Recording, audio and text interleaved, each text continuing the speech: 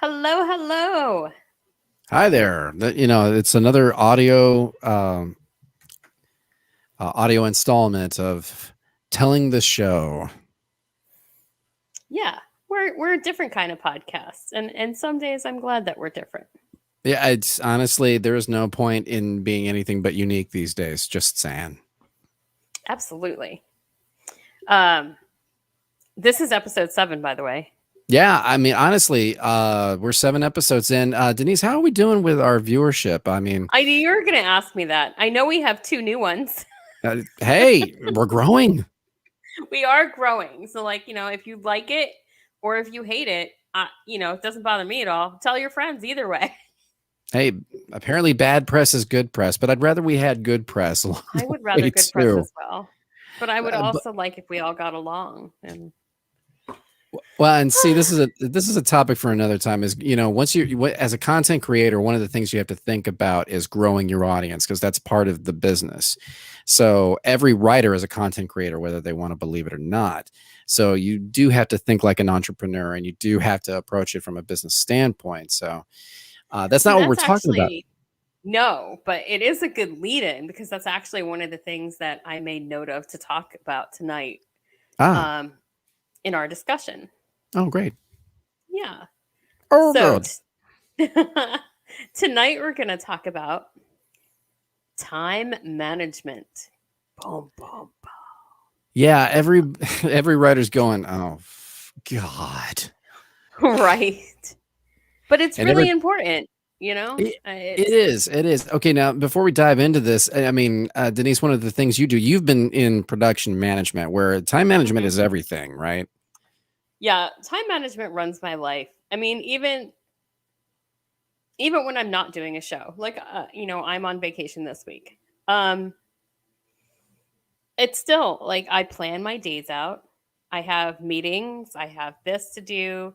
And if it's not in my calendar, if it's not written down, it does not happen because that's just the way I work. But I've also learned after 30 years in the business that not everybody works the same and not everybody holds themselves to the same standards that I do hold myself. So it's flexibility and understanding are the name of the game. Yeah, and we're going to probably dissect some time Yeah, management strategies and speak to for sure. how it's defined. Because to be perfectly honest, as diligent as we both had to be, graduating from National University with master's degrees in screenwriting, because we were up against deadlines. Were up against ourselves, really, in terms of Yeah. discipline and delivery. But at the same time, while you are very much like my wife, very organized, has to have things written down, has to have a structure, some sort of, planner wherever you do it on your phone or Hmm. and writing it down physically.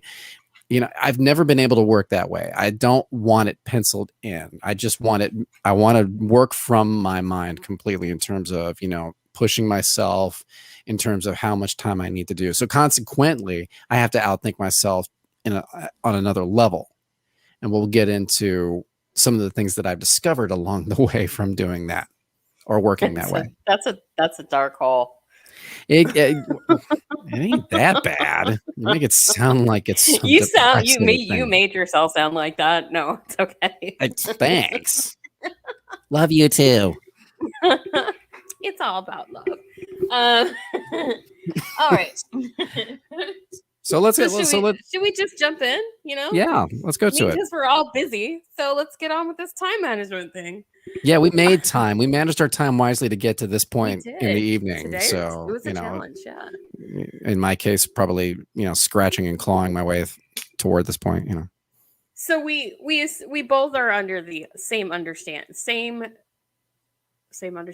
Yeah, that Same works. yeah. Yeah. Pronun- Pronunciation is the other thing we're going to talk about next week. Well, I have had 2 vaccinations today, so if So I'm loopy, I'm blaming it on the vaccinations. she's like Chuck Yeager, ready to fly. Had a couple of vaccines, ready to take this baby down Exactly. to the end of the runway and see what she'll do. So what I was meant to say was that we both agree that time management is the process of organizing and planning how to divide your time between specific activities. I think that's like a just overall general encompassing definition of what time management is. Oh yeah, absolutely, absolutely. Cool. See, So like at we that, agreed on something. it's not like we don't agree on anything, but We um, agree on most things, but well, okay. but No, you this, go. well, right. But at the same time, in terms of time management, like you said before, everybody works at it differently. So who can benefit from time management tools? Everybody may do it differently, but I think we can both agree additionally to our previous agreement. So now that we're about to have two for the evening, this is going to be great. Hang on to your hat. We both can agree that everybody can benefit from time management. Everybody can when they figure out what it is that works for them. Absolutely. Well, if you're not a writer and you're lazy, then maybe you can't benefit from it. But that's a whole other subject. That is a whole other subject. So when you're going through your day, right? Do you feel like there's just not enough time in the day to do everything that you want to do? Or do you feel like I got plenty of time? I can do anything I want. Are you asking me or I'm am I? asking you. No, You're I'm asking asking me. you. Yeah. Okay. Well, it's time for Put you the on the interview, spot. Chris. Yeah. Put on your response hat. Here's a good one.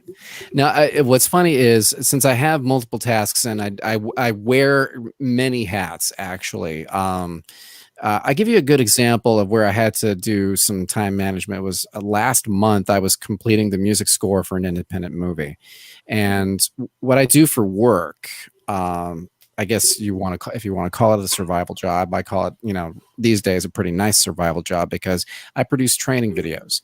So part of that is writing, shooting, editing. So it's pre through post, right? Mhm. So getting my tasks, it was the same for me when I was getting my master's as it is now. Get ahead, stay ahead. If you know or at least have a decent idea of what you could do with a piece of content, go ahead and get it down and just let the chips fall where they may, because you're going to build it up and feedback and make it better at that point anyway. And that's true of any phase of the process. If something doesn't work, you're going to get told, okay, work it over again until you get it there. You work the problem until you have a real solution. So the trick was I didn't have a locked cut for that independent movie to write the music score for until very late in the stage. I had to deliver it by the end of July, or no, excuse me, by a certain date in August, right? And we had, I think it was like the first week of August, and we didn't have a locked cut until like July 23rd. So that following week after, I took a week of PTO, and just every day I would like set myself a goal of, okay, if I can get 4 cues down and get them submitted and auditioned for approval, then I'd be doing good. Because after that, I could just, revise as they needed. And neither director nor I had time to second guess. So when you're up against a deadline, that's going to be one of those moments where, okay, I really got to put on the time management hat. And you may feel like there's never enough time in the day, but is your mind focused on the right thing? If you're focused on working the problem, if you're focused on getting a set amount of things done, then you're not focused on not having enough time in the day. Because at the end of the day, you may come to a point where you're like, well, this is the best I can get done for you. If we go a little bit over, we'll figure out how to make it work after the fact. Sometimes that's a good excuse. Sometimes that's not. It depends. If you've been doing project work like this, whether it's in the corporate world or for independent film or even for what you do on a tour, Mhm. there's not a lot of room for that sometimes. But if you've done it enough, you know when to say, okay, this is good enough. We got to move on.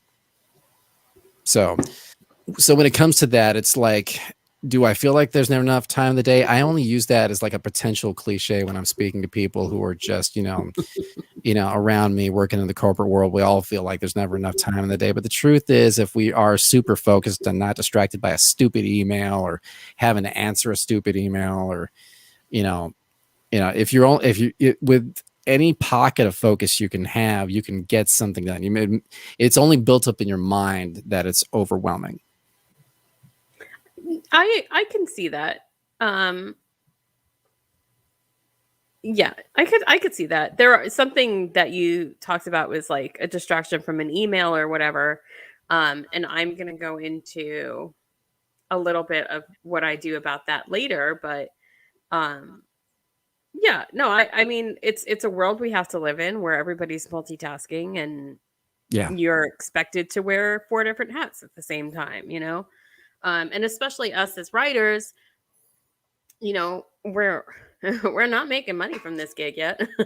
So we do have other responsibilities and things that we have to take care of on a daily basis. So our time really isn't our own until we make that time available to do something we love. So, You well, you raise a great point because it is very precious because when you like you have family responsibilities. I'm a husband and a mhm, father, for example. You have family responsibilities.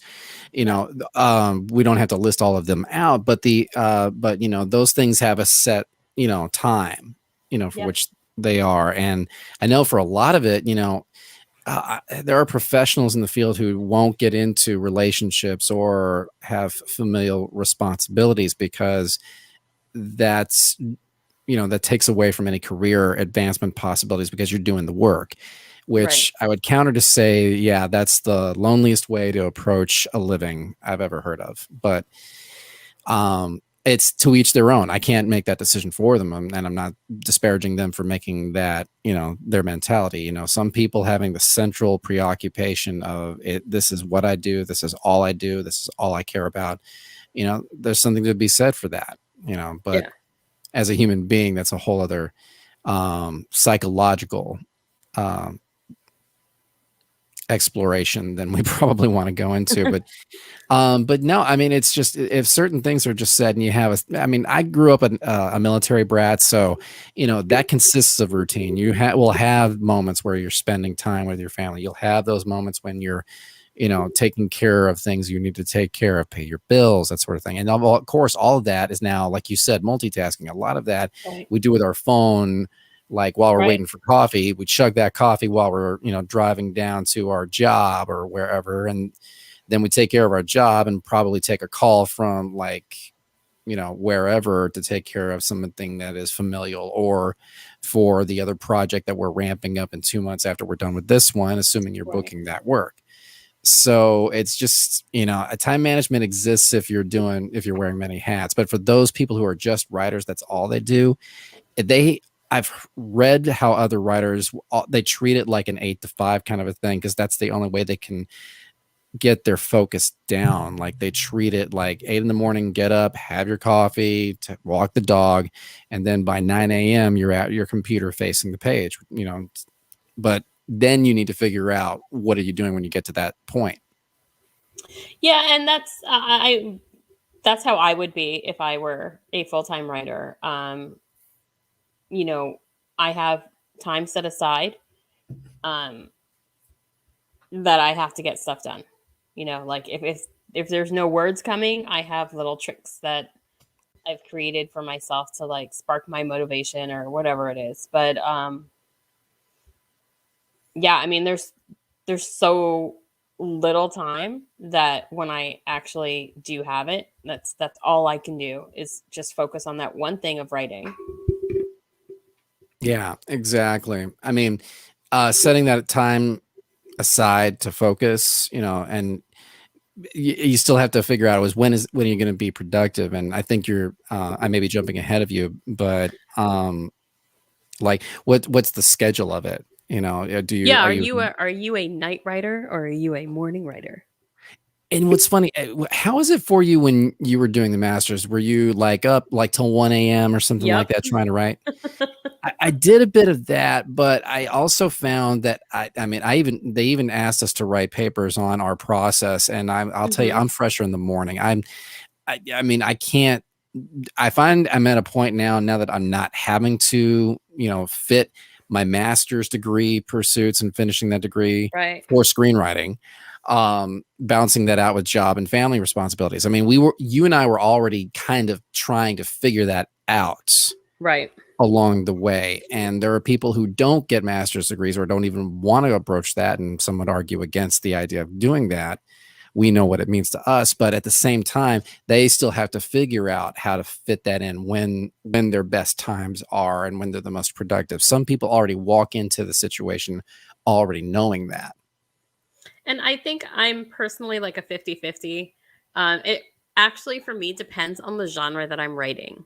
So I find that if I'm writing something upbeat and happy and Which you almost um, never do. You're like which I it almost never do, that so that would be like a morning thing. But I also found like the house is quiet in the morning. So I put on my headphones and I just sit in front of the screen and I turn off the emails and I just write. But if it's something like heavy drama, you know, some new sci-fi or something like that, right. that's definitely a nighttime thing. Yeah. This is a different discussion about, at the moment when I'm at the page writing and how I do it. I know we often got asked the question as students, how do what do you do when you get to the page and how do you do it? But honestly, morning or night, it doesn't matter. I try to create the environment to imagine in. So if I were doing like sci-fi and it was some kind of cold ambient experience, I'd play a piece of music that's like that from another movie maybe, or some other kind of experience. 100%. Yeah. As long as I wasn't lulling myself to sleep. The last thing you want to do is listen to Max Richter's 8-hour classical piece called Sleep, because then you're going to go back to sleep before you realize, oh crap, I slept another 8 hours and I didn't write a single page. And then you start going through like, self-flagellation, as writers can do from time to time. Like, I didn't get anything done, which we'll get to as part of the time management thing as we go. But uh, honestly, if it's morning or night, the thing that matters is, have I got something like I'll listen to something. I can't, write with songs playing in the background. I absolutely Hmm. cannot do that because the words are going to take me out of the moment. So I try to choose music, and I have to set up a playlist in advance so that I'm not wasting my time searching for something. Right. But if I'm like trying to do research, I'll just play something that's middle of the road. But if I'm writing a moment that's action packed, I'm gonna be playing like Total Recall in the background or something, like Jerry Goldsmith 1990 Total Recall, just for those of you Nice. who aren't familiar. Um, or and it depends too. I try not to play anything that's very iconic, like Raiders or Star Wars, when I'm Right. listening Because to that that. definitely pulls you out. Yeah.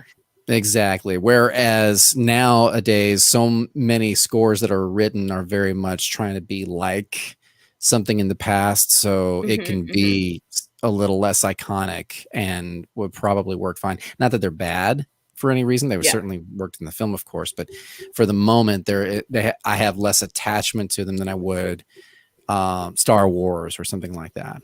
So.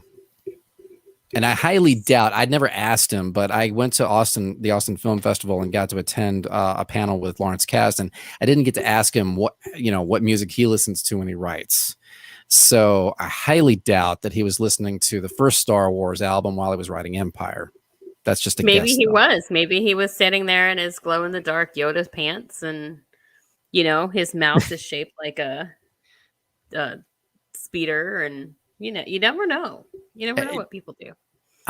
True, but I highly doubt it. I mean, I imagined, that everybody gets this preconceived notion of writers and how they write, like that they're sitting by the lake in a lake house with windows Yeah. and almost nothing in the room but a typewriter, or something like Richard Dreyfuss at the end of Stand By Me, where he's got this nice wooden library like, you Yeah. know, study where he's, writing at a computer. And in the pandemic, honestly, we were all, from working from home one way or another. So it's like, and you're mobile now, right? So Yep. the world is your place to write, right? Pretty much. Yeah.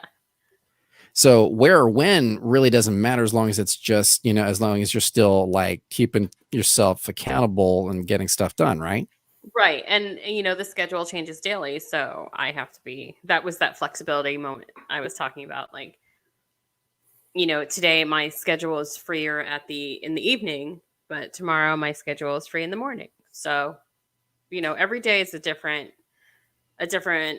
take on the day, but everything's still getting done. Well, I'm not going to say that. I try to get everything done.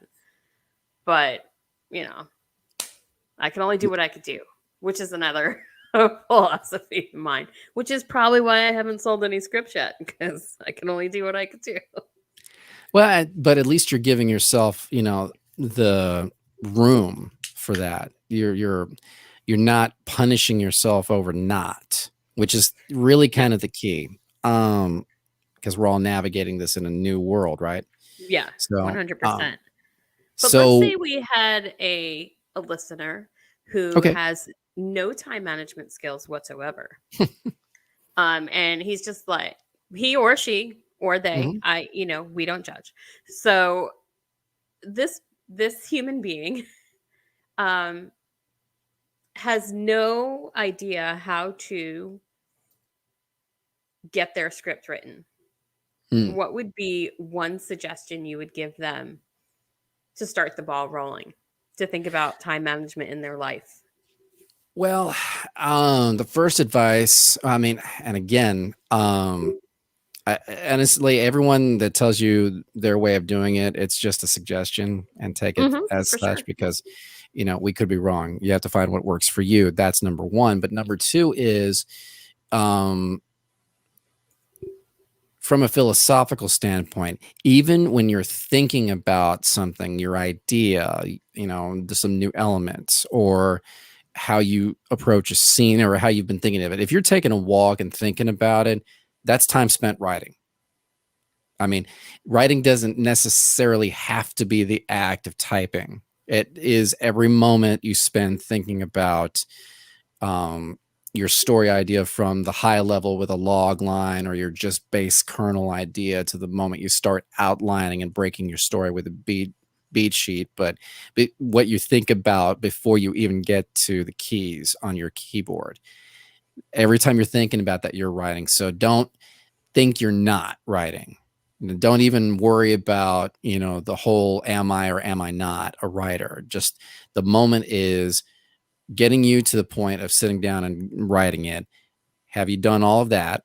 And get that going. Because, even research, thinking about research, getting all of that. I mean, even if you have to schedule that time, that's still important, because some people need that walked, that moment away from their computer screens to keep themselves just all set, that sort of thing.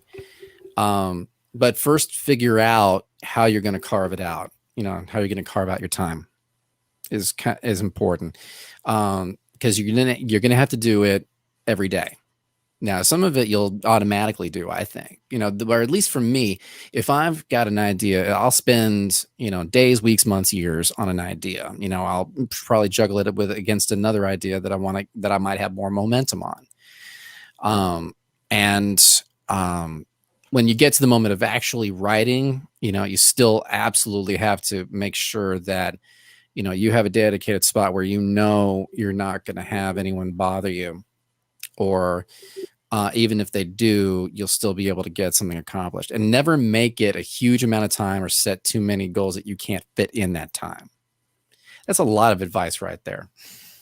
I actually, it's very interesting though, because I actually have a different take on what is in my time slot. So Mm, when I am writing, quotation marks, um, that is me sitting at the computer actually writing.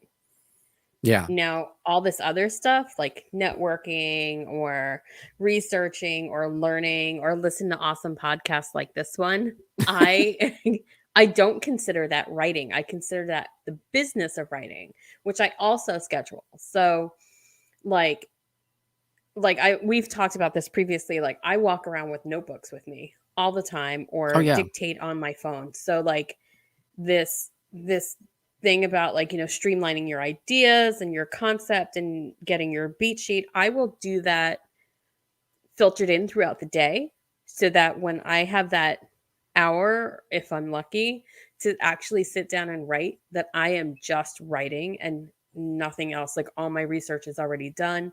Um, Especially like my stuff's historical fiction. So like, I don't want to I don't want to misquote history. That's sort of important. So, Right. like all that research is done. And then when I'm sitting down to write, I'm actually writing, which is really, we're getting to the same point, but we're doing it all a different way. It's very interesting. Or we're And just there's looking not, at it differently. That's all. yeah. And there's not one right or wrong answer. This is going to be whatever works for you. And yeah. Oh yeah, and honestly, when I'm talking about thinking about your idea, the focus is still there. You're focused on the story you're trying to write. So, and none of it has to do with networking or looking at can I make a deadline to submit it to a contest or anything like that. Right. But when I'm talking about thinking about an idea, like you'll have moments of time, like in the morning, your morning commute drive, if you're going to somewhere to work, which may be separate from what you do as a writer. That's time when you can shut off the radio and try not to get angry at the other driver that's not driving as well as you think they should. Yeah. Or you can use that anger, or something like I that. mean, it depends. It depends on your story. It depends, right? Exactly. But all yeah, that time, yeah. there are really amazing programs to help you on your commute. And, like, don't, if you, especially like if you do public transport, like I try to do public transportation when I can. I talk to my phone a lot, but people don't even care anymore because, you put on Bluetooth headphones and, just record or dictate notes or whatever. There's awesome programs that'll help you do that. Oh yeah. You could talk out scenes, you can talk out your story, and then you have that information, you have your train of thought, and when you actually go to sit down, everything's already done. Or at least set up enough to where, like you're saying, when you're actually at the keys, I mean, you have some accomplishment. Like I've got this lined out to the point that Yeah, I can commit something to this blank you're sheet. ahead of the game. Yes. And that's Yeah. just outthinking yourself in terms of your writing schedule. But there are moments you can fit all this in, as opposed to thinking that it has to be carved out as this one point. Now, inevitably, if you're going for a deadline, you may have to structure your work time like that. Oh, But absolutely. But this is more for me, is more like I do give myself goals. I don't really say deadlines because I don't have any. So well, when you're writing, but that's a good distinction to make, because we're writers writing on spec just to show that we have the ability, right? right. It's not like, it's different for someone like Scott Frank or David Koepp or Akiva Goldsman, when they're brought into a project because the producer already has the idea and we're going to do this. It's just, there's a different sense of navigation from that, but still the time management is really the same, because they're going to give you so much time to try to accomplish this. Or someone's going to ask you, probably, is how long do you think it's going to take to be able to do this? And some people write fast Right. and some people don't write that fast, and that's a whole other topic we probably ought to get Yeah. to on another Different episode. podcast, about how to increase your speed, because there's a ton of people out there trying to get, like, new writers to buy into their services to have them show them how much faster they can write a script if they follow a certain Right. strategy or another, which we should probably take a look at and think, okay, is this something that we would absolutely be able to do? Or, because speed is never completely going to get you a decent scene. You could rush something and the scene could suck, right? If your head's Right. if your back's It's against a, the wall, it could work out fine. You just suddenly something else takes over, but that's a whole other I subject. think it depends on the kind of writer you are. Yeah. Like, I had fun doing that beat sheet with you. We did, Yeah. like, that was fun. But that's definitely not my process, you know. Well, But it was fun, and I liked the challenge of doing something different. That was cool. We should probably do that again. we should, because it gets you thinking, and but it's that's another aspect of this, is like, but it's a little more complicated. We're talking about this from a singular writer. Like, Right. writing teams have a whole other structure about this And entirely. I've done a couple of projects now with other people, and without the internet, oh my gosh, I have no idea how that even would be possible. Oh because it yeah. I was, mean, emailing back and forth and texting and, messaging. And we were on opposite sides of the country when we were doing it. So it was even harder. But, you know, if it's something you're passionate about, um, you'll find the time. You know what I mean? You'll find a way to make it work. yeah, all of a sudden it's not work anymore. Now Right. if you're in the same room, that's beneficial. I've heard of there was a pair of lady writers I remember we heard about in residency where they treat it like a total work week, and then Fridays Yeah. they set aside time to have margaritas and Mhm. watch a movie. Mhm. And I thought that was just really cool how they Yeah. operated. They very much treat it like, they're very relaxed about it, but it's, that they were established. I don't know what I wish I could remember their names. Unfortunately, I should have done my research before coming onto the podcast so that I could say who it was or remember them. But I know they wrote something major. I want to say it was a Legally Blonde movie, but I'm probably wrong on that. I don't know. But that's like further down the line. What we're talking about here is, you getting started and taking Mhm. stock of your life, of how it works. And then there's other things like, I know you've got um I got a set of advice, like things that someone starting out could do. What were those? Like writing down We've how you spend already your we've already time. talked about yeah, we've already talked Some about of those, some. yeah. So yeah, we've talked about having that balance. Like you can only do what you could do. Right. um, we've talked about focus. Like Hmm. what is this process going to look like for you? What's important in your process? We've talked about flexibility. We kind of touched on setting realistic goals, but for me, that's basically I have this long term project. I have this idea. Um, I usually give myself a year. And I know that's like insane. And people are like, oh my God, why don't you give yourself 30 days? That's not how I work. So I usually wind up doing it by seasons. So like for next year's Austin Film Festival, that is when all my stuff is going to be ready to go. Oh, great. So I do it by, seasons. Um, and then what I do is I break that down. So like I am going to get to the end of the most dramatic, horrible, teary scene that I can't get through in 3 months. And then I break it down even Mm. further and I'm like I'm going to get the intro to that scene done that I can't get through because I cry. I'm going to get that done by the end of the week or I'm going to get that done today. So like I break these huge goals down into like little more manageable goals that I know I'll be able to accomplish because they're not so massive.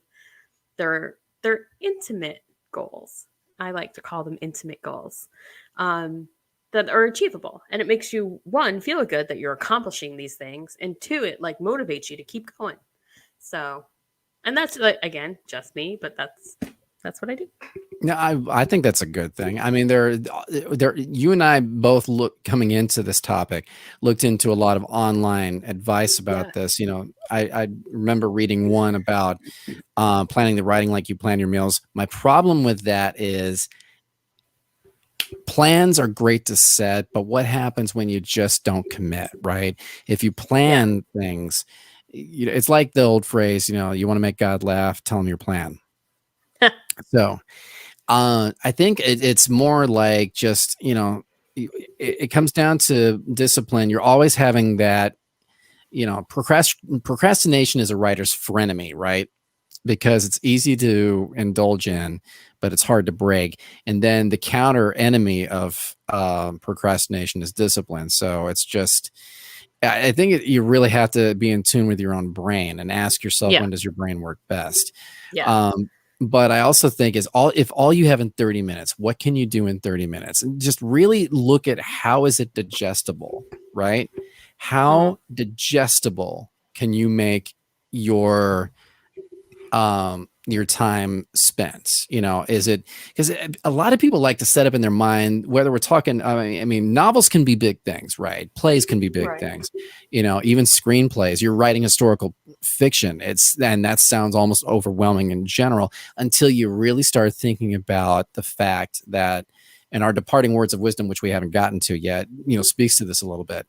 But screenplays aren't novels. They're very much the Cliff Notes versions of a story in many ways, right? Which I think is really insulting to the craft by calling it Cliff Notes. But at the same time, the day that I learned in terms of an action movie that I don't have to be near as long as whatever because when we first started learning screenwriting, you and I, we were both, told, it's a page a minute, and 120 minutes, is 120 pages, right? So that's your movie, right? And so the theme gets varied in so many ways from there, because it should never be about page count. It should just be like, did you get your story down? And is it moving somewhere? Are you getting, not just from point A to point B, but is it having any impact?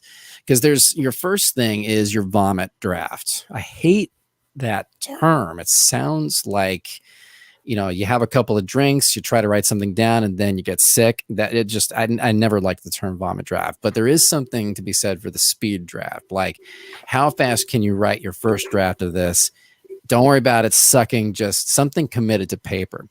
And I have another problem with the idea of the speed draft, because there's just no plan to it. Now, I say I don't like plans, but I do believe in outlines. Don't go to your first page in Final Draft, and just start typing unless you feel very confident that you can. There's a lot of writers I know that hate outlines and just want to go straight to, Final Draft or whatever, or their typewriter or wherever they're writing it, and just want to write in, fade in interior dot, location dash day. They're ready to just, go to the page, and the outline, it's all amorphous, but it's in their head. Just let it pour out. And I used to write like that, but I would find myself meandering. So unless I have a spine, I totally still write like that. and God bless you for it, because I just couldn't stay with it and keep something consistent along the way unless I had done all that other planning. I don't think it's a good idea for me to go into a script without outlining it and having done all that. To me, that's just as much writing, because at least I have a plan, a chart for where that's going to go. That, yeah, I can vary, I could change a beat, I can change a moment. But when I get to that scene, I want to be able to just write the scene and get it down. So after outlining and beating it, a speed draft, great, sounds like a great idea. Then I have to worry about rewriting, and that's a whole other discipline for time management too. So I really like to look at it like all of its writing, but at the same time, just to have those minutes. If I can get one scene down in 30 minutes, one scene's 2 pages. It's not supposed to be more than 2 pages. If it's shorter than that, great. And if in 30 minutes I can write that, great. If it turns out that I've got 80 pages of something after that's done, or 90 pages of something, and it feels complete and it's a good read, then great. Yeah, that's exactly it. You're setting those realistic goals. Right. And you can move on from that. Just in case you're wondering what's scrolling at the bottom, those are sources that we found when we were doing our research for this episode, of different tools and articles that we found helpful. And we've kind of touched on briefly, but if you want to read more, check out those links at the bottom. Right. Although I think at the end of the day, I think we're both saying, analyze your personality Absolutely. to get, or to analyze your situation as a writer. It's like, does your situation dictate your pace? So, which is something we got from Jason Hellerman at nofilmschool.com. Shout out to them, because I get that I've got them on subscription for email, and I get a lot of good information. Mostly I look at the gear stuff more than the screenwriting, although their screenwriting information is very, very, very good. So, worth checking that site out. You might come up with something that'll change the way everybody else handles their writing process. You just never know. You have to give it a try and see if you like it. Like I said, that beat sheet thing I did with you was not my normal process, but I found it really exciting and different, and made me think that maybe I can do a story that way. But you never know till you try. So. Right. And because of that, I think I've come to an epiphany that, and this is something that comes from outside of writing in general, but I've heard it said, excuse me, that if in order to fire different neurons in your brain, breaking routine is very, very helpful. And there's a great place to get writer's block is getting stuck in a routine. So while we're mentioning time management, I would caution that some routine is good, but breaking routine can be even better. And I think a lot of professional writers already clearly know this, that whenever they get a moment, have that break in routine to think some different way. And one of those practices and strategies we've already employed by doing that beat sheet thing and having that back and forth. I mean, the spitball sessions I think are great, when you're just talking to somebody about, okay, if this, then this, what do you think? Give me a little more context. Okay, here's something. I love the if then process. It helps me so much. Yeah. Because, and that's the thing is we talk all the time about set-offs or plants and payoffs, right? Mm-hmm. And I hate to be all, is it the right brain's creative, but the left brain is the practical, right? The more mechanical, mathematical. Left brain is creative and right. Yeah, I think so. I always get those switched. Yes, because when I was growing up, I'm a lefty, and I used to say the left brain is always right. So, yes, you're right. correct. So, it may be right brain thinking to say this. So I hate to say this because it almost is disrespectful to creativity, which we both prize in the highest. But much of screenwriting is very much like a mathematical equation. If you set something up, it's got to have a logical conclusion. So, and then there are food analogies that I tend to make with screenwriting as well. You got to have the right ingredients in the soup to, make it work. Oh, I thought you were going to say something about an onion peeling back its layers. Okay, I'm glad you went somewhere else. Ogres are like onions, layers. To which I retort, parfaits may just be the most delicious thing on the whole damn planet. Just making waffles. That one line, I'm making waffles, is in 50 Shades of Grey and Shrek. How do you like that? Take that. Okay. 50 Shades of Grey came after Shrek, so both book and movies. So I guess I'll have to see it to see how it's pulled in, if it's not a direct reference or something. No, it's not. I don't know. I don't think so. I don't know. And plus, I'm sorry, for a movie that's about S&M, I don't want to get a waffle iron involved in that mess. Just saying.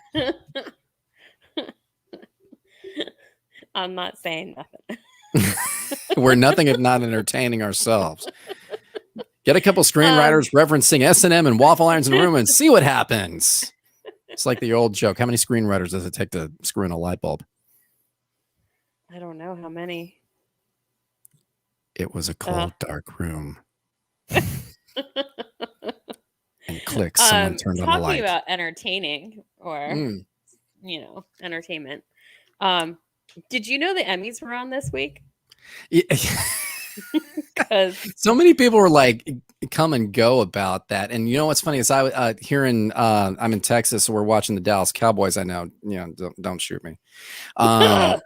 Sorry. And they were playing the Chargers, if I'm not mistaken. It's all right. I'm a New York Giants fan, and sorry. Ever since Tom Brady left there, was it Tom Brady? Or who was it? No, it was not Tom Brady. Oh my God, shame on you. It's okay. That's okay, because I don't like Tom Brady. I think he's a smug son of a, never mind. We just lost the entire Northeast. No, it's all right.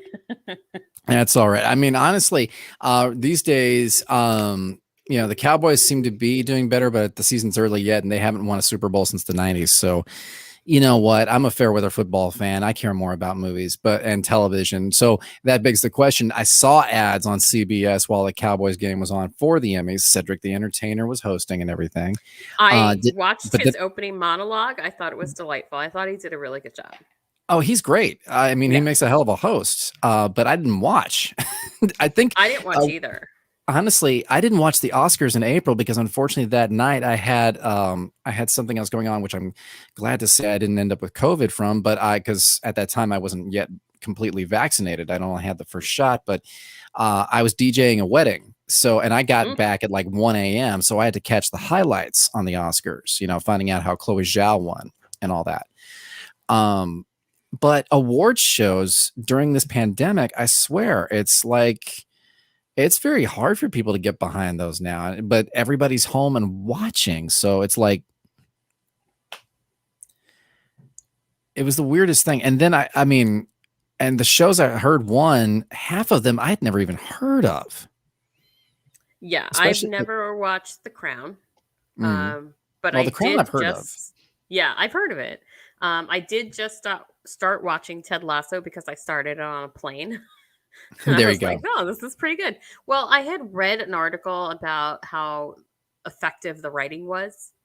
Um, and that first episode or second episode, um, there's a scene where Ted is having a one-sided conversation with his wife back home, and you learn everything you need to know about that relationship, either with lack of dialogue or the dialogue that he's saying. And then it's just brilliant writing. It's like funny, but it's a drama, and it's like a comedy based in reality. And I love it. It's pretty awesome. I'm enjoying it. Oh, that's cool. I'll have to check that out. But Yeah. if you look at some of the other nominees in the writing category for drama series, I mean, Peter Morgan, this guy has written some, really effective dramatic screenplays. He's got one called War. I've never heard of that show. And the rest Nope. of the writers, I mean, they got Dave Filoni and Jon Favreau for what they did for The Mandalorian, which honestly, quite Right. frankly, I thought would get a lot more attention. Yeah, me too. Considering it's one of the And the Winter Soldier. I'm sorry, the Falcon and the Winter Soldier. Yes, Marcus Spellman kicked ass on that show. All the Yeah. writers in that room wrote stuff that was just so great, and it's not a popularity contest whether we're No, talking but it about. was it. You know, we always talk about how writing is a reflection of the society we live in, and I Yeah, felt that Falcon and Winter Soldier did a really good job of commenting on the society we are living in now without like beating it over your head. It was very subtle and it was very smart and craftful. You know, they're really experts at their craft. exactly. I mean, the Falcon and the Winter Soldier's brilliant moment was it took current society, and sad to say, something that's gone on for years, what a Black American's experience is, Right. whether, serving the country or just existing in our society, and had that infused in episodes without tearing away at the reason we come to watch something that's from Marvel. Right. And Marcus Spellman's a badass writer. At this point, I'm very curious to see what else he's going to do. But, Yeah. that was some strong writing right there. And I don't think it was even nominated. And yet we've got something called There Is No Line, which I've never even heard of. Yeah. And And I mean, that's a really good segue to the last thing that we wanted to talk about today. right, moving on. Yeah, so we're changing the way we watch our stories. I Yes. mean, I think we're seeing the end of broadcast television and transferring over to a world of streaming services.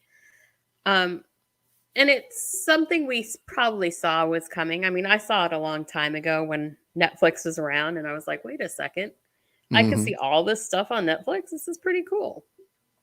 But now, like all these studios are popping up, and they're all having their own streaming content and original content, which is wonderful because I still feel like you're going to get a wider variety of options, and you're going to see from writers that you haven't seen from before, you haven't heard from before, because it's, the sky's the limit. You could do whatever you want on a streaming service. Um, Yeah, but at the same time, don't let that, we can be edgy just for edgy's sake, tear no, at, I don't want to storytelling, curse right? just to curse, but Right, exactly, which I felt like Star Trek Discovery was doing a lot of. So, which I agree. I agree, but I'm still watching it. You know what? I need to continue with season 2. I'm getting more into it than I did. The first season was such a chore. It was all over the place. It was a chore to watch, and it's gotten better. But if anyone were to start from there, I Mhm. don't know if I could recommend it to someone else that way, just as a consumer. But you're right. I mean, I work in the company I produce training videos for is a telecommunications company. It's a cellular carrier. And for years, we've all talked about, we can see it from that side that there is this convergence that's about to happen with Yeah. streaming and broadcast. And, when AT&T was still trying to keep their fiber business alive, we saw that, well, actually, they still have their fiber business. It was Uverse that they were having challenges with, and they're still kind of flailing about and trying to make their TV and their telecommunication services converge.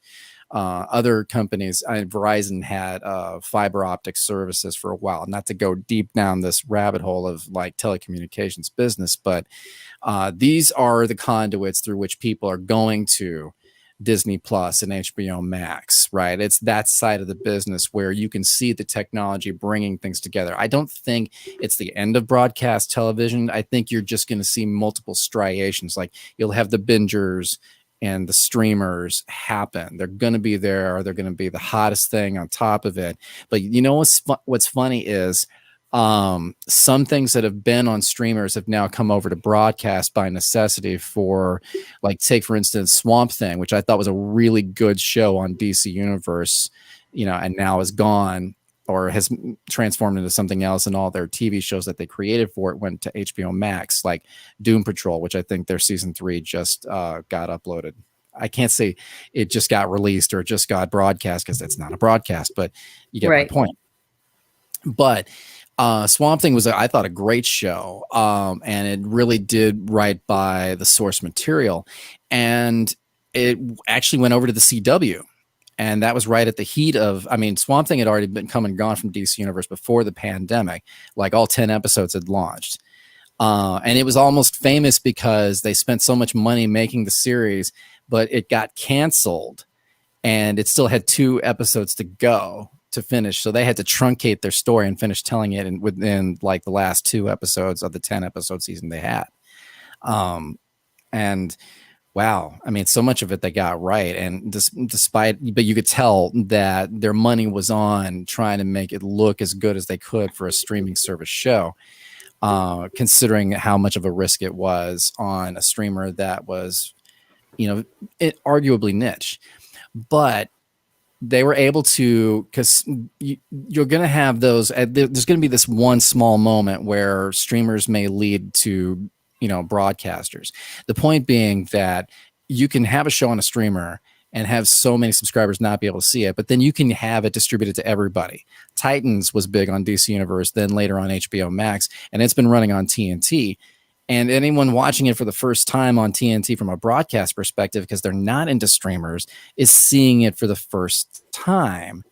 And so there's like a secondary situation that's kind of happening with some of these binging streaming series. It wouldn't Mm-hmm. surprise me in the slightest if you see the Stranger Things or the Crowns of the world end up somewhere else on a broadcast just to fill time slots because they don't have blocks filled in, because we're going to have gaps in production thanks to the pandemic, even in television. I mean, the industry is trying to hold its own, but there's going to be this crossover between the streamers and the bingers. But because of that, and I think this is where you're leading, is what is the business model from the entertainment industry standpoint?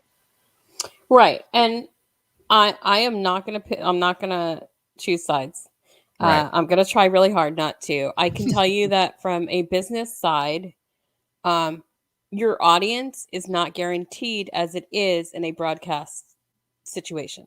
It's never So, guaranteed anyway, like if we're talking movies or well, TV but or if you're anything. looking at a network, let's just pick Fox, right? Right. If you're watching The Masked Singer, you're going to get commercials for all of the other Fox shows and all of the other network incarnations that Fox owns. So you Mm-hmm. do get that crossover.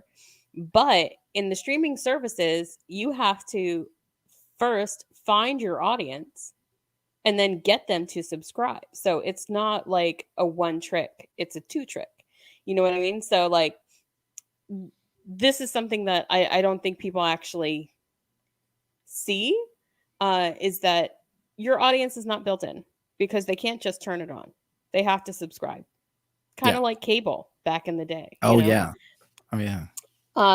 But so that's one side. The other side, um, are all the people that are being affected by this, ethereal business model. There's been some really famous cases. Scarlett Johansson with the Black Widow Hmm. movie is Yeah. suing Disney Plus. And I'm going to read the legalese for alleging that her contract was breached when Black Widow was released on the Disney Plus streaming service and at the same time as in theaters. Um, Same thing with Emma Stone and Cruella, same allegations. Mm. Uh, I think that IATSE is the first major union. And if you don't know IATSE, it's the International Association of Technicians and Stagehands and Electricians. I'm pretty sure. It's Mm. been a while since I had to spell that one out. And IATSE is more than just film and television. IATSE is every major live event, concerts, theater. I work with IATSE crews across the world, all over the world. Um, it's like the be all end all technician union for entertainment, and they are threatening to strike, which Yeah. means that um, more than half of every production will stop in the Yeah. United States. And that's Yeah. huge. That's a lot of power that they have. Um, but basically what's happening, and you can correct me if you think this is not on target, because the streamers are saying that this is an unknown business model, they're not following the same financial breakdown as they do in broadcast, where, you know, you get this money, you get this money, you get this money. With the streaming services, they're not following that. So Yeah. people are not getting paid what they would have been getting paid with a broadcast version. Um, and this includes writers, this includes every technician, this includes every support staff person, um, pretty much everyone that's working on that show. If it's only a streaming show, they do not make financially what they would make on a broadcast show. And that therein lies the the crux of the matter. Um, Yeah. yeah, and I think It's eventually, if IANSI does strike, um, I think you're going to see it coming in with SAG, AFTRA, AEA, every other AGVA. Um, all the other unions are going to join in. Maybe, I don't know. which well, no, you have a strong point. I mean, if anything, they could have struck because of, for pandemic safety reasons, if anybody was trying to establish or there was any, reason. There's so many reasons to strike right now. We just got through this whole thing where writers were ditching their agents because the agencies had a certain level of control they weren't supposed to exercise and were. So there was a big fight about that. And we've had a strike within, God, I don't know how many strikes we've had within the last decade, but there's been enough, moments where there's been a glut in entertainment because of this. This is probably about the worst time because of the pandemic. This is where, if these organizations wanted to strike, they'd have a very, like, if you're looking at it just from the standpoint of leverage, they would have the upper hand because we're needed. Writers are needed, support staff, especially Mm-hmm. the IATSE organization. These are people that help you make these things real from an execution Right, standpoint. And if you don't have them, you've got nothing. right. And so at that point, I mean, it's different when we were talking about Scarlett Johansson and Emma Stone, because all the way down the line, from the standpoint of these streamers, even Netflix, they hold their numbers very close to the vest. And if you look at the box office numbers specific to Black Widow, I think, or They didn't include the streaming, right? They just gave you what was in the theater. or they folded it in with what was in the Oh, I theater, don't and they know. just really didn't explain it. Huh. The information's out there, obviously, and easy for everyone, our listeners and ourselves to find. But if it wasn't Black Widow, was another recent big hit that had both. Um, it was both streamed and made available in theaters, and it was a big hit, and has done very well. And yet, it's like the numbers were all thrown in together. I mean, tricking economics is kind of the name of the game with entertainment Yeah. anyway. And there are stories, horror stories you hear about people from films, from well before this time in our history that say they still haven't been paid for something that, Hmm. um, some big movie that was a big hit. Every time you hear about something being a big hit, it's really more spin than actual economics if you start really digging deep into the numbers, which is another scary fact. But yeah, I agree with you that it's gonna have far-reaching implications right now in the streamers, because it's just like what happened when a lot of artists were fighting against having their music digitally made available without compensation. I know a Right. lot of groups were fighting that tooth and nail. Lars Ulrich of Metallica was going before, testifying in front of congressional committees about Yeah. this particular kind of thing, not so long ago, actually, within I mean the early part of this century and just shortly Right. before. So I think you're going to see more of this instance now with these actresses, their contracts. I mean, you got big names, and part of the whole deal of having them on, they get their specific paycheck plus some sort of back end percentage. It's how the deals are constructed. I can't speak to, but if the numbers aren't there and the money's not in, I mean, since it's a combination distribution of theaters and streamers, it's like, how much is her percentage? How much is, Scarlett Johansson's percentage of Disney Plus subscriptions that are actually going back to her as part of the deal for Black Widow? Black Widow was not created and intended to be a streaming release Right. until Right. it was an aftermarket thing. So Right. the simultaneous situation created some new problems. It was probably one of the things that Christopher Nolan and Denis Villeneuve were thinking about when Warner Brothers suddenly decided, from the top senior leadership down, that we're going to do this simultaneous theater and, HBO Max thing. They didn't like that, mainly because they want you to see it the way they intended it, with a big screen in a movie theater, the way it really should be, that I would want my films seen. So I could empathize with them. And with actresses and what they're getting paid, their rightful compensation, if that's what they're due, that's what they should be due. And if there's really a dispute about it, do I have, do I find some of it particularly possibly dubious because the situation shifted on them? Hmm. Um, I don't know if I would look at it so much that way, so much as, maybe we need to look at it from the idea that things have changed. Do you need to renegotiate your contract? But that goes right back to your point. A lot of this stuff needs to be established and in writing in advance before somebody agrees to even be a part of a production, Yeah. before you even sell a script, before you even hire a crew, to And be able now, to execute. there's no there's no contract for streaming service crew, but maybe now there needs to be. Yeah, there's no And language to it. I mean, right. honestly, if an IATSE, it's double the problem, I think. Going back to my earlier point, it's like, can you guarantee me safety if I'm going to come on set and not get sick? That Well, I kind of mean, thing. I can tell you, because I'm working in that right now. Yeah, Um, if you have a properly trained COVID compliance officer, which you they are are. making, yes, I am. I didn't want to brag, but they are doing exceptional work with often people that are tired of being told what to do and just weary of this whole situation. So, I mean, we all know what world we're living in. I don't have to talk about it, but Right. it's sets are as safe as they can be.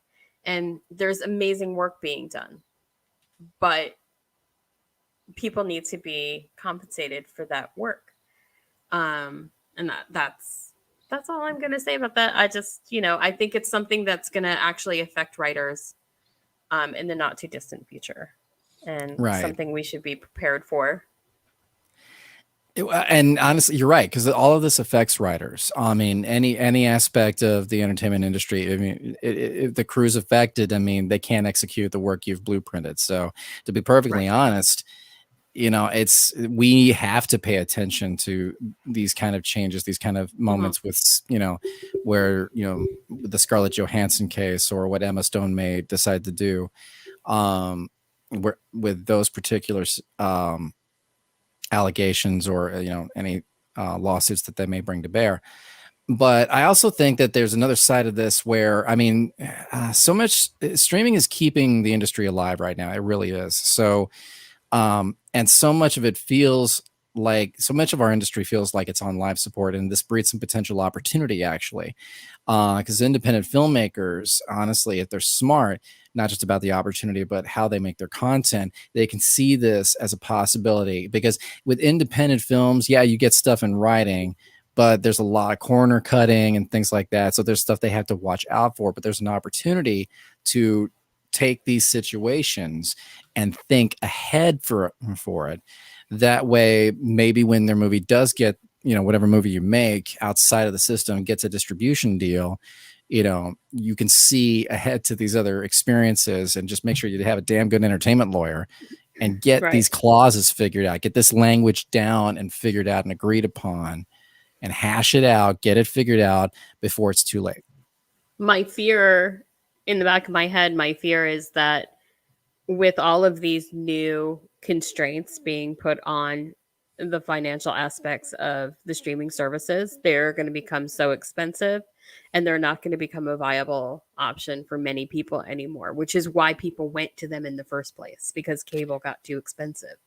So, yeah, maybe we'll all just go back to TV. I don't know. And it's entirely possible, because here's the thing is, that's why I thought that whole thing of like showing one show on streaming and bringing it over to broadcast, all the broadcast players and all the companies that want you to go back to those areas, they're going to be like welcoming you back with all kinds of deals, and it's going to be so inexpensive to do it. But the streamers are going to lose money. So it's hard to predict where it could go. There's some things where if you read the tea leaves, you could make some, predictions perhaps. But all of this is cyclical. It really is. But streaming isn't going away. It's going to be a component. That's why I think a convergence makes more sense. But how it's going to hash out is really going to be driven by the consumer. And we make these things for the consumer. We write for the audience. At the end of the day, we write to entertain. And if you're not going to get butts and seats, or eyes, or clicks, I guess is another way to look at it, or access, however the data's, cataloged, then you're not selling. They're not buying. So you can't sell. So it's going to change the nature of how people look at cord cutting or how they get their entertainment. And honestly, anybody that's worried about movie theaters going away, they're not going away. They'll come back. If it's less expensive for you to go to the movie theater than to subscribe to HBO Max, which to your point could happen, then bango, that you're going to see a renaissance of film come back again. And that would be great, because there's nothing like seeing a movie in a theater. Oh God, yes. And there's some great stuff coming, so I'm like, I don't want to have to like wait 45 days to see the new Bond movie, or to go see Ghostbusters Afterlife, which I'm really excited about, or Dune. I'm really looking forward to. Dune looks great. And like to see that on your phone, that's not the same. On your 20th viewing, sure, but not the first time. I mean, everybody's experience is different, but seeing a movie, it just seeing in the theater, it stays with you if it's a good one, right? I mean, I'm still pissed I didn't get to see Terminator 2 on the big screen, or The Abyss. So being a James Cameron fan, I'm like, dude, all the ones that I saw are like, in the theater. I mean, I saw True Lies in the theater, so that's one. But Titanic and Avatar, which, I mean, to me, they're not as great as some of his earlier work, but getting to see you're gonna go see Halloween. You're gonna go see Halloween in the theater. Oh, that's John Carpenter. different story. No, well, I went there because Jamie Lee Curtis is in the new Halloween. I do. Wait, have you seen the? I mean, the sequel I know is coming, but did you see the preceding one? I stopped watching Halloween movies when they got to 10. Fair point, but these are completely made. These aren't made to be like, let's get some product out and sell you something fast. That's not how they're made. These guys, well, first of all, John Carpenter has some involvement, minimal though it may be. He's mainly doing scoring, and he's got an executive producer credit, which we know is, not as big as you might think. But the guys involved with writing and directing it are just David Gordon Green, I think, is the guy behind some of this, and Danny McBride's involved, which is interesting.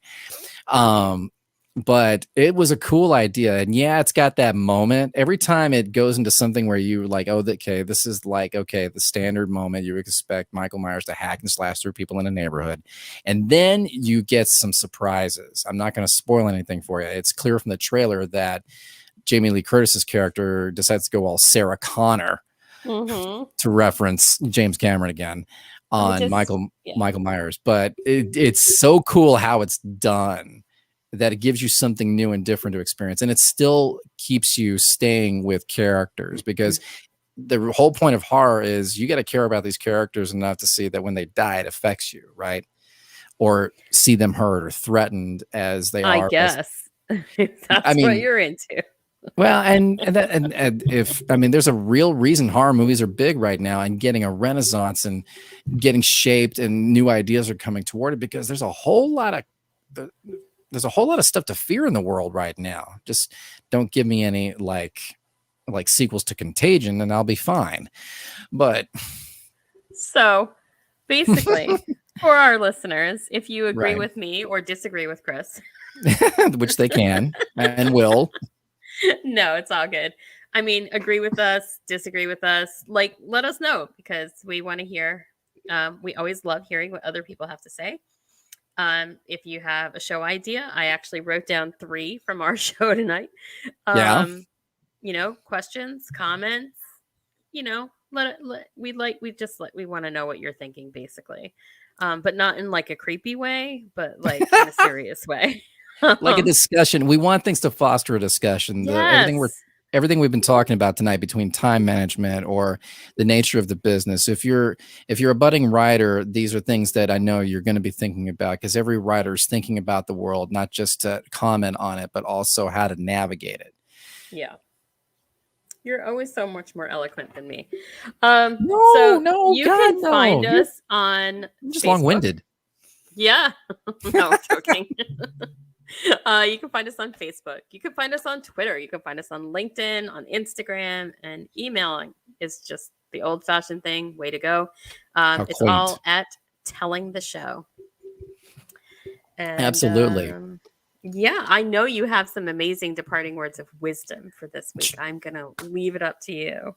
Thank you. I appreciate that. Now, what I will say, though, before we get into that, is we do have some great interviews coming up, and but honestly, we love that we're growing our viewership. We love that you guys are listening to us, and think we have something great to say. But what you have to say is just as important to us. We should probably do a show about comments from folks or questions that they get.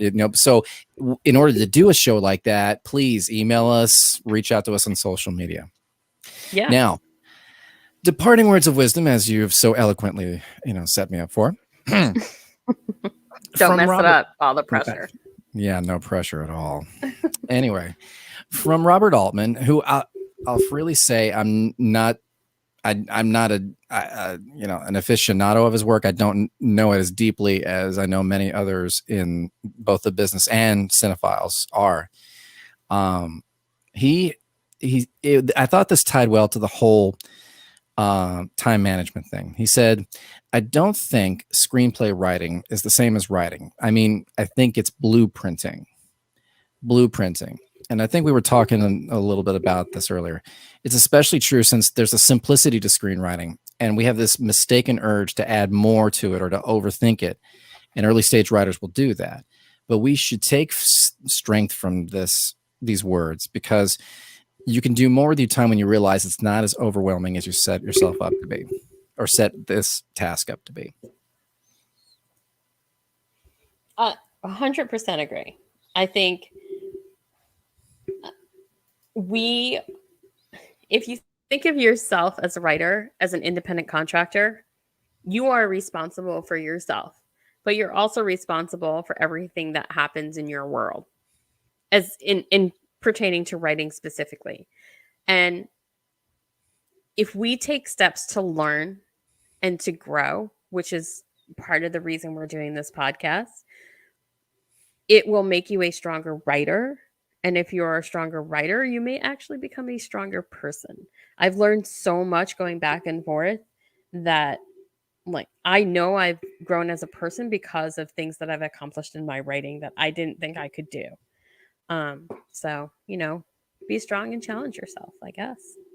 And champion others who are trying for that. The whole idea I'm sorry, if no, somebody's going to write to you and be like, hey, does anybody have time to like read this script?